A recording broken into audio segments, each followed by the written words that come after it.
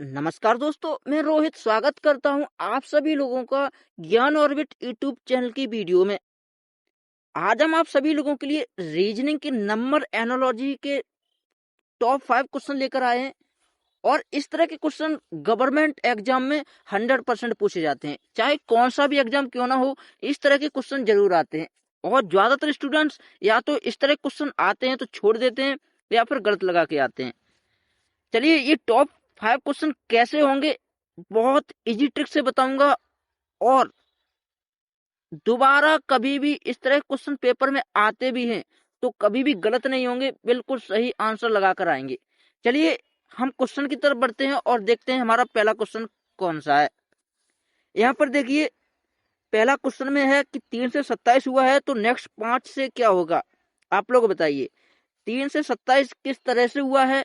जिस तरह से 3 से 27 बना होगा उसी तरह से 5 से आगे की संख्या आएगी।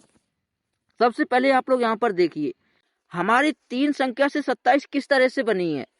3 को अगर हम स्क्वायर करें तो बिल्कुल 27 नहीं आएगा।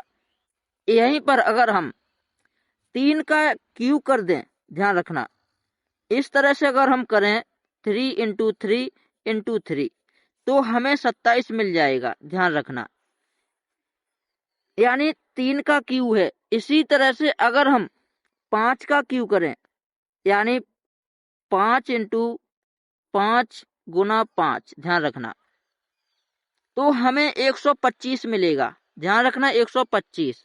तो इसमें हमारा ऑप्शन ए बिल्कुल सही है। ध्यान रखना, ऑप्शन ए इसमें हमारा बिल्कुल सही है। ऑप्शन ए इसमें बिल्कुल सही है। चलिए, नेक्स्ट क्वेश्चन की तरफ बढ़ते हैं।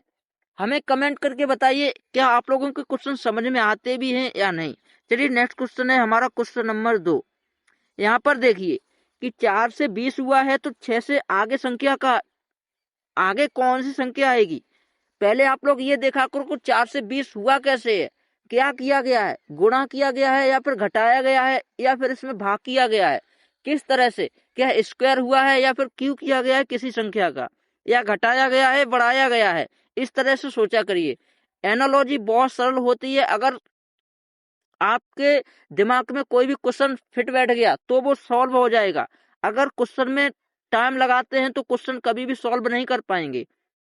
सबसे पहले आप लोग यहाँ पर देखिए 4 से 20 किस तरह से हुआ है। सबसे पहले आप लोग यहाँ पर देखिए 4 से 20 किस तरह से हुआ है। 4 का अगर हम गुना 5 में करें तो हमें 20 मिल जाएगा।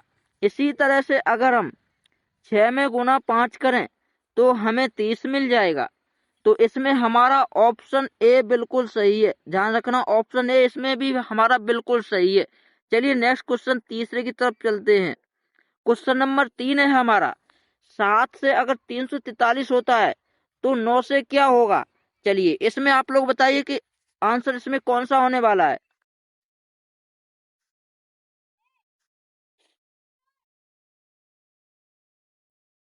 आपको मैंने अभी बताया था, संख्या में ज्यादा कुछ नहीं होता है, या तो उसे घटाया जाता है या फिर उसमें प्लस किया जाता है या गुणा किया जाता है या भाग किया जाता है। सबसे पहले ये देखा करो। लेकिन या तो संख्या में स्क्वायर होगा या तो क्यूब होगा किसी भी संख्या का। रीजनिंग में ज्यादा कुछ नहीं होता है। तो यहाँ पर देखिए 7 से 343 किस तरह से हुआ है। यदि हम 7 का क्यूब कर दें तो हमें 343 मिल जाएगा। ध्यान रखना, 343। इसी तरह अगर हम 9 का भी क्यूब कर दें तो हमें 729 मिलेगा। ध्यान रखना, 729। और इसमें हमारा ऑप्शन बी बिल्कुल सही है। ध्यान रखना, ऑप्शन बी इसमें हमारा बिल्कुल सही है। ये हमारा बिल्कुल सही है। क्वेश्चन नंबर 4 की तरफ बढ़ते हैं। यदि 11 से 121 हुआ है तो 13 से क्या आएगा, यानी कौन सी संख्या बनेगी। इसमें हमारा आंसर कौन सा होने वाला है, आप लोग कमेंट करके बताइए। सही आंसर बताना, इसमें कौन सा आंसर सही होने वाला है।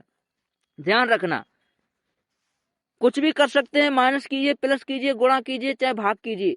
आप लोग 121 लेकर आइए और उसी तरह से 13 को बनाइए। यानी जिस तरह से इस संख्या में मेथड आप लोग लगाएंगे इसी तरह से इसमें भी दूसरा मेथड नहीं लगेगा। सेम मेथड जिस तरह से इसमें आप लोग लगाएंगे वही मेथड इसमें भी लगेगा। चलिए, क्वेश्चन जल्दी करके दिखाइए। चलिए, मैं आप लोगों को करके बताता हूँ। सबसे पहले आप लोग यहाँ पर देखिए 11 से 121 किस तरह से हुआ है। 11 में अगर हम गुणा 11 भी करेंगे तब भी हमें 121 मिल जाएगा। यहाँ पर 11 के स्क्वायर है। इसी तरह से 13 में अगर आप लोग गुणा 13 भी कर देंगे तो भी आप लोगों को 169 मिल जाएगा। यानी अगर हम आपको कहें तो 13 का स्क्वायर ही 169 है, ध्यान रखना। और इसमें हमारा ऑप्शन बी बिल्कुल सही है। ऑप्शन बी इसमें हमारा बिल्कुल सही है। चलिए क्वेश्चन नंबर 5 की तरफ चलते हैं। 8 से 512 होता है तो 10 से हमारी कौन सी संख्या आएगी, आप लोग बताइए। 8 से अगर 512 होता है तो 10 से क्या आएगी, आप लोग बताइए।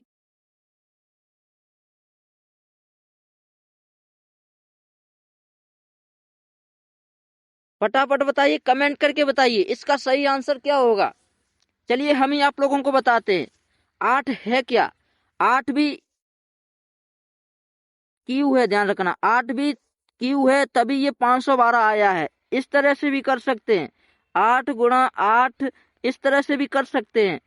8 8 64 होगा और 64 में ही अगर आप लोग गुना 8 करेंगे तो हमें 512 मिल जाएगा, ध्यान रखना 512 मिल जाएगा। इसी तरह से हमें 10 को भी करना पड़ेगा। 10 को अगर हम क्यू कर दें तो हमें 1000 मिल जाएगा, ध्यान रखना 1000 मिल जाएगा। तो दोस्तों वीडियो हमारी यहीं तक थी और ये रीजनिंग के टॉप 5 क्वेश्चन थे। हालांकि ज्यादा कठिन नहीं थे क्योंकि एनालॉजी में बहुत कठिन कठिन क्वेश्चन देखने को मिलते हैं। ऐसा समझ सकते हैं कि यह क्वेश्चन आप लोगों के लिए सीखने के लिए थे, लेकिन नेक्स्ट वीडियो आएगी तो आप लोग उससे सीखेंगे भी और किस तरह के क्वेश्चन आते हैं ये भी जान जाएंगे।